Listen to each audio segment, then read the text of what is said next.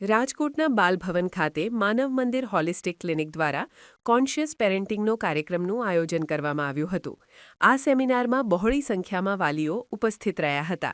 સેમિનારમાં બાળકોના જીવનમાં ફોનને લઈ આવતા પ્રશ્નો ઉપર ચર્ચા કરવામાં આવી હતી, જેમાં અનુભવી સાયકોલોજિસ્ટ ડોક્ટરો દ્વારા માર્ગદર્શન આપવામાં આવ્યું હતું. રાજકોટના રેસ્કોર્સ ગ્રાઉન્ડ ખાતે બાલ મંદિર ખાતે આજરોજ ભવ્ય કાર્યક્રમ કરાયો છે. રાજકોટ માનવ મંદિર હોલિસ્ટિક ક્લિનિક દ્વારા કોન્શિયસ પેરેન્ટિંગ પ્રોગ્રામનું ભવ્યથી ભવ્ય આયોજન કરવામાં આવ્યું છે. તેની આજે બાલભવન ખાતે જે આજે ભવ્ય આયોજન કરે ત્યારે એમના ટ્રસ્ટી આપણી સાથે જોડાયા છે. શું કાર્યક્રમ છે આજના દિવસોમાં? ખાસ તો પેરેન્ટ્સને જાગૃત કરવા, ખાસ કરીને હોમિયોપેથી અને સાયકોલોજી બંનેને પેરેલેલ લઈને બાળકોના ભવિષ્યલક્ષી અને આરોગ્યલક્ષી ખૂબ સારું પરિણામ મળી શકે, જેના વિશે લોકોને અમે આખા ગુજરાત સુધી જાગૃત કરવા માગીએ છીએ.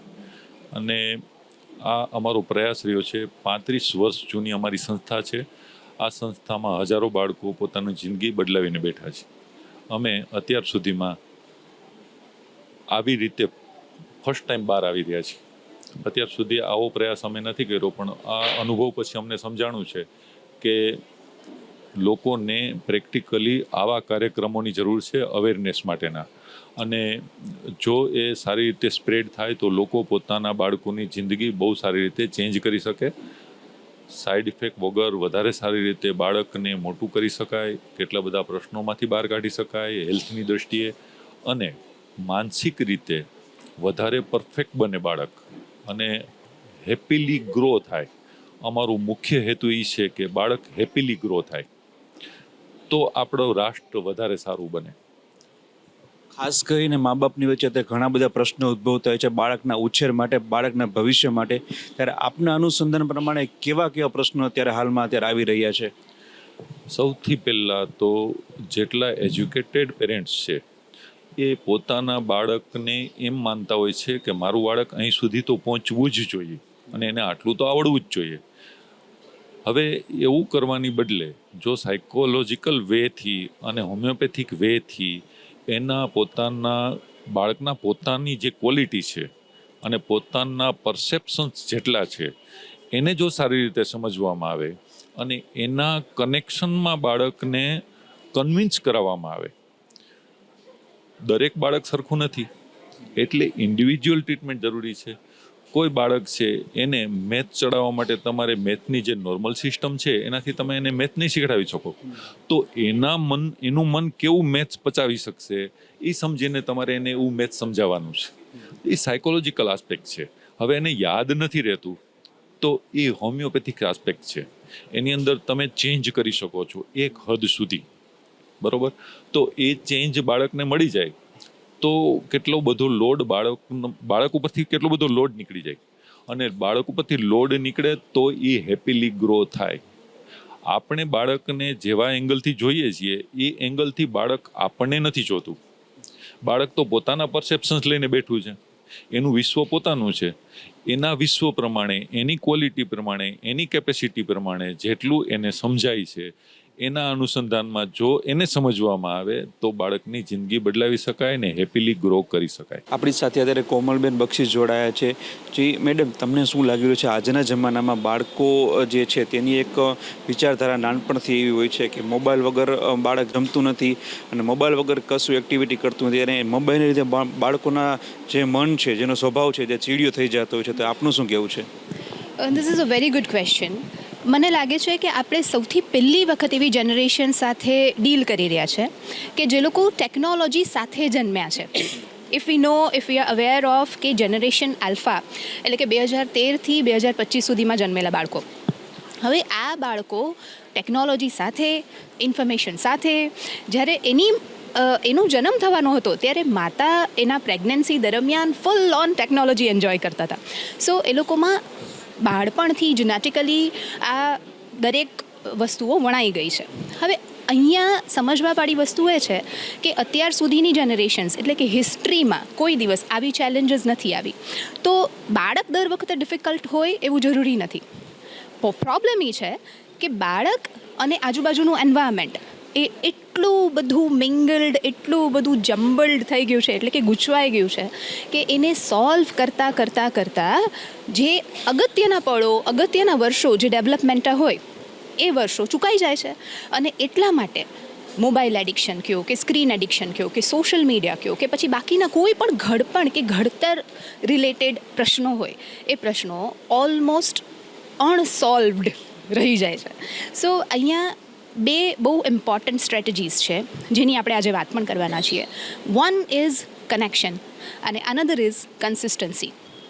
બેઉમાં મેજોરિટી ઓફ ધ પેરેન્ટ્સ સદીઓથી ચૂકી રહ્યા છે અને હવે ઇઝ ધ રાઇટ ટાઈમ કે અત્યારે જો આ સાયકોલોજીને સમજી અને બાળ ઉછેર નહીં કરીએ ને તો બાળકો અને પેરેન્ટ્સ વચ્ચે એક્સ્ટ્રીમ ડિસ્ટન્સ ઊભું થશે, જેની ઝલક આપણે ઓલરેડી જોઈ રહ્યા છીએ. So things are going to get dangerous અને એની પહેલાં કાબૂમાં લેવા માટે સાયકોલોજીનો હાથ પકડવો ખૂબ જરૂરી છે.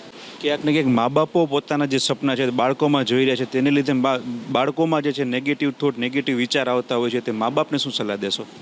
પેરેન્ટ્સને આ પ્રોબ્લેમ છે ને એ હવે અત્યારના બાળકોની નથી, આ હંમેશાથી ચાલ્યું આવ્યું છે કે જે પેરેન્ટ્સને બનવું છે એ કદાચ બાળકને બનવા માટે ફોર્સ કરવો અથવા તો ફોર્સ ન કરવો, પણ એવું જોવું કે હું તને દિશા આપું, જે મને ન મળ્યો હોય તને આપું. પણ પેરેન્ટ્સને એક સિમ્પલ સલાહ છે કે ઓવર પ્રોવાઈડર નથી બનવાની જરૂર. પેરેન્ટ્સ શું કરતા હોય, they are giving their best. I know, હું પોતે માં છું, they are giving their best, પણ ઘણી વખત છે ને બેસ્ટની જરૂર જ નથી. જરૂર શેની છે એ ઘણી વખત ચૂકાઈ જતું હોય છે. સો કનેક્ટિવિટીની જરૂર છે, તમારી અવેલેબિલિટીની જરૂર છે, તમારે ડિરેક્શન દેવાનું છે, તમારો રોલ લીડરનો છે અને એ રોલ મિસિંગ છે. સો જેની જરૂર છે એ ચૂકાઈ રહ્યું છે અને જેની જરૂર નથી એ બધું પીરસાઈ રહ્યું છે. And this is the reason why we are confused. બાળકો જે નાની વાત એને ચીડિયો સ્વભાવ થઈ જતો હોય છે કે સુસાઇડ કરી લેવું કે ઘરેથી ભાગી જવું કે એ કયા કારણોસર બને છે? તમને શું લાગે છે અત્યારની જનરેશન પ્રમાણે? ઓકે, જો પહેલાં તો નાની વાત આપણને લાગે છે, આ આપણો એઝ અ પેરેન્ટ ઈગો છે, એના ઉપર પણ આજના સેશનમાં વાત થવાની છે. આપણને દરેક વાત જે સામેવાળા માણસની હોય એ નાની લાગે, એ નજીવી લાગે અને એ વાતો આપણે કદાચ નોટિસ પણ ન કરીએ. સ્યુસાઇડ જેવી ગંભીર બાબત કોઈ દિવસ રાતોરાત બનતી નથી. એને ગ્રેજ્યુઅલી ડેવલપ કરવામાં આવે અથવા તો થાય, રાઈટ? કરવામાં આવે એવું એટલે કીધું કારણ કે આજુબાજુનું એન્વાયરમેન્ટ એટલું બધું સ્ટ્રેસફુલ અને પ્રેશરસમ બનાવી દીધું છે અને હંમેશા વાત ખાલી સ્ટડીઝની નથી હોતી.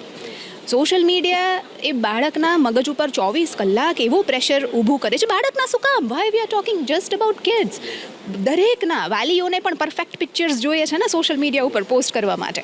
સો આપણે કન્ટિન્યુઅસ એન્વાયરમેન્ટલ પ્રેશર્સમાંથી પાસ થાય છે અને આ સ્યુસાઇડલ ટેન્ડન્સી કોઈ દિવસ રાતોરાત આજે વિચાર આવ્યો ને કાલે મરી ગયું કોઈ, આવું થતું નથી. સો વી હેવ ટુ અન્ડરસ્ટેન્ડ કે કેવી રીતે આ પ્રોસેસ ચાલુ થઈ. તમે જો બાળકના નાના એક્સપ્રેશન્સને જો સમજી નથી શકતા તો પેરેન્ટિંગનો પાયાનો જે નિયમ છે ને એ તો ચૂકાઈ ગયો. જો શિક્ષક તરીકે નાનામાં નાનું બિહેવિયરલ ચેન્જ જો બાળકનો, વિદ્યાર્થીઓનો તમને સમજાણો નહીં, દેખાણો નહીં, તો અહીંયા તો સૌથી મોટી ચૂક થઈ છે. સો રાતોરાત નથી, અહીંયા તો બહુ જ મોટી ચૂક છે. સોસાયટી તરીકે આપણે ચૂકી રહ્યા છીએ, પેરેન્ટ્સ તરીકે ચૂકી રહ્યા છીએ, એજ્યુકેશન સિસ્ટમ તરીકે ચૂકી રહ્યા છે. We are making a real big mistake. આપણે અપગ્રેડ નથી થયા, જનરેશન અપગ્રેડ થઈ ગઈ. આપણે જૂના જમાનાના ટેન્ડન્સીસની સાથે અગર કામ ચલાવવાની કોશિશ કરીએ તો પોસિબિલિટી જ નથી, રાઈટ? કે આપણી સાથે અત્યારે પેરેન્ટ્સ જોડાયા છે, તેમની સાથે વાતચીત કરીશું. શું નામ છે આપનું? નિશિતા ગોહેલ. ઓકે મેડમ, જે આજે આ કાઉન્સિલ પેરેન્ટિંગનો કાર્યક્રમ યોજાયો હતો તેથી તમને શું ફાયદો, તમારા બાળકને શું ફાયદો થયો છે? હું એમ કહી શકું કે મારા બાળકોની એમની મેડિસિન ચાલુ છે ડૉક્ટરની, એનાથી મેડિસિનથી તો ઘણો બધો ફરક પડ્યો છે. પણ આ પેરેન્ટિંગનો જે આજનો પ્રોગ્રામ છે એના જે મુદ્દાઓ છે એ મુદ્દા મુજબ જો આપણે એ બાળક સાથેનું વર્તન કરીએ ને તો ખરેખર ભારતનું જે આ ભવિષ્ય છે, આપણા બાળકો, એને આપણે બહુ આગળ લઈ જઈ શકીએ છીએ અને ઘણું સારું છે. મને જે ડૉક્ટરની મેડિસિન, મારી ખુદની પણ મેડિસિન એમની પાસે ચાલુ છે, તો એ બાબતે પણ હું કહી શકું છું કે એમાં પણ ઘણો બધો ફેર પડ્યો છે મને ખુદને અને બાળકોને પણ, અને ફાયદો પણ ઘણો થયો છે. કઈ જાતની તકલીફ હતી અને કઈ પ્રકારનું જેને ચેન્જીસ આવ્યો તમારા બાળકની અંદર? જી મારું જે અત્યારે 1.5 વર્ષનું બાળક છે ને એ જન્મ્યું ત્યારથી એની શ્વાસ નળી સાંકડી હતી, એટલે એને એમ કહું કે સતત 6 થી 7 મહિના સુધી કફ અને શરદી રહ્યા હતા. એમાં એટલું બધું એ પીડાતું હતું અને એની પીડા મારાથી પણ જોઈ નહોતી શકાતી. એલોપેથિક ડૉક્ટરોને શરૂઆતમાં મેં એમને બતાવ્યું, દવા કરી, પણ કોઈ જ ફેર નહોતો પડ્યો ત્યારે. અને પછી મને જ્યારે હું આ ડૉક્ટર ભટ્ટ સાહેબના સંપર્કમાં આવી અને દવા સ્ટાર્ટ કરી, અત્યારે મારું બાળકને કોઈ પણ જાતનું કફ શરદીમાં કોઈ જાતની કોઈ જ તકલીફ નથી. ઘણો બધો, ઇવન હું એમ કહી શકું કે એના જે સ્વભાવ છે એમાં પણ એને ઘણો બધો ફેર આવ્યો છે, કારણ કે બાળક અમુક સમયે ઘણું ટેન્ટ્રમ કરતું હોય છે. તો એ બાબતે પણ મેં એમને રજૂઆત કરી હતી અને એમાં એમણે મેડિસિનમાં ઉમેરો કર્યો હતો અને એમાં પણ એને ઘણો બધો ફેર પડી ગયો છે. જ્યારે બાલભવન ખાતે જે કાર્યક્રમ યોજવામાં આવ્યો છે કે જે બાળકના સર્વાંગી વિકાસ માટે કઈ કઈ બાબતોનું ધ્યાન રાખવું જોઈએ, મા બાપે કઈ કઈ બાબતોની ધ્યાન રાખી અને બાળકના સર્વાંગી વિકાસ માટે, બાળકના ભવિષ્ય માટે કઈ કઈ બાબતોની કાળજી રાખવામાં આવે તે બાબતનું આજે કાર્યક્રમ કરવામાં આવ્યો છે. કેમેરામેન દર્શન વાડોલિયા સાથે જિગ્નેશ ખોખર, અબ તક ચેનલ, રાજકોટ.